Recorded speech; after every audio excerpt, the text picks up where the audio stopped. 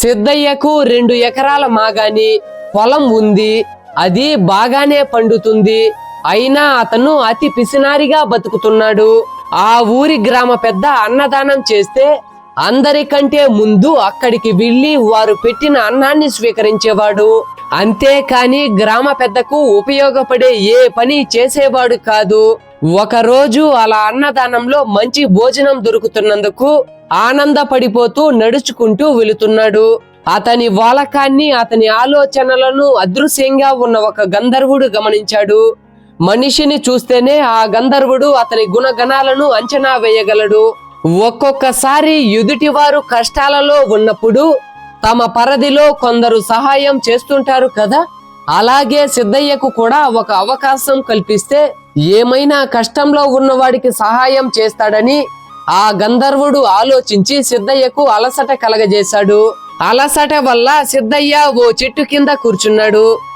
అప్పుడు అతనికి అక్కడ భూమిలోంచి కొంచెం పైకి వచ్చిన ఓ రాగి చెంబు కనపడింది. దానిని చూసి సిద్ధయ్య ఆశ్చర్యపోయాడు. ఒక పదునైన రాతితో తవ్వి ఆ చెంబును బయటికి తీశాడు. ఆ చెంబు మీద ఏదో అర్థం కాని భాషలో అక్షరాలు ఉన్నాయి. అవి ఏవైతే తనకెందుకని చెంబుపై గట్టిగా అతికించిన రాగి రేకును తొలగించాడు. అందులో 10 బంగారు నాణేలు ఉన్నాయి.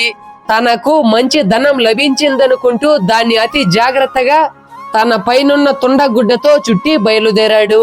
అలా ఆ బంగారు నాణేలతో ఏం చేస్తే బాగుంటుందో కలలు కంటూ నడుస్తుంటే దారి పక్కన ఒక వ్యక్తి సొమ్మసిల్లి పడి ఉండడం కనిపించింది.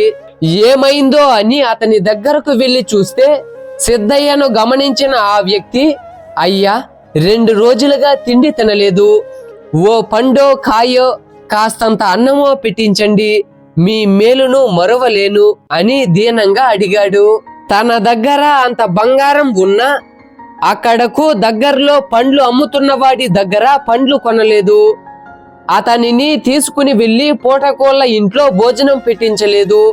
సిద్ధయ్య బుద్ధి తెలుసుకున్న గంధర్వుడు తన శక్తితో సిద్ధయ్య వద్దనున్న బంగారు నాణేలలో 2 నాణేలను మాయం చేశాడు.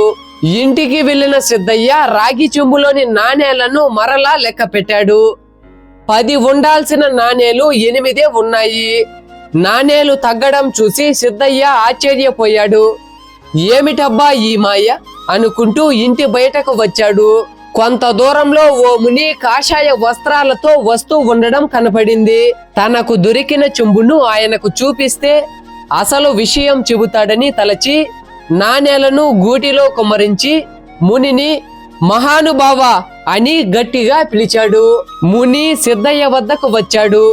స్వామి, ఈ చెంబు మీద ఏదో రాత రాసి ఉంది, దయచేసి చదివి దాని అర్థం చెప్పండి అని చెంబు చూపించాడు. ముని దానిని పరిశీలించి దాని మీద ఉన్న లిపిని చదివి సిద్ధయ్యతో ఈ విధంగా చెప్పాడు. చూడు నాయన, ఈ చెంబు చాలా పవిత్రమైనది, మహత్తు కలది. ఇది గంధర్వులది. ఎప్పుడో కొన్ని వేల సంవత్సరాల క్రితం ఎవరో గంధర్వుడు ఈ భూమి మీదకు వచ్చి ఈ చెంబు దొరికిన వారు బాగుపడాలి, వారి వలన ఇతరులకు మేలు జరగాలి అనుకుని వదిలి వెళ్ళాడు. బహుశా ఆ విధంగా నీకు దొరికి ఉంటుంది. దానిలో 10 బంగారు నాణేలు ఉన్నట్టు చెంబు మీద వ్రాసి ఉంది. నీకు దొరికినప్పుడు 10 బంగారు నాణేలు ఉన్నాయా అని అడిగాడు ముని. అవును స్వామి అని చెప్పాడు సిద్ధయ్య. తనకు చెంబు ఎలా దొరికిందో చెబుతూ, నాకు చెంబులో 10 నాణేలు దొరికిన మాట వాస్తవం, కానీ ఇంటికి వచ్చేసరికి కేవలం 8 నాణేలే ఉన్నాయి.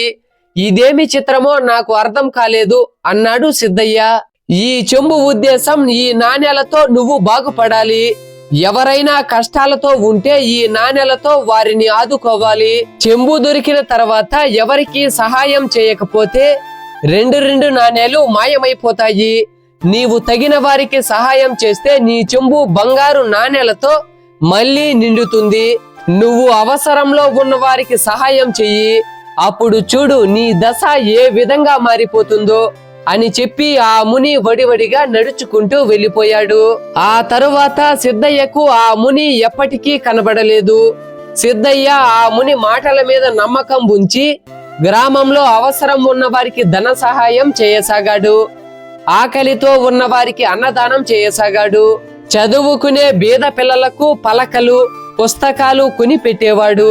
తాను ఓ 3 ఎకరాల భూమి కొనుక్కున్నాడు. సహాయం చేస్తున్నప్పుడు సిద్ధయ్య మనసు సంతోషంతో ఉప్పొంగిపోయింది. లేని వారికి సహాయం చేస్తే వచ్చే శాంతి, సౌభాగ్యం సిద్ధయ్యకు అర్థమయ్యింది. సిద్ధయ్య తన సేవానిరతిని కొనసాగిస్తూనే ఉన్నాడు.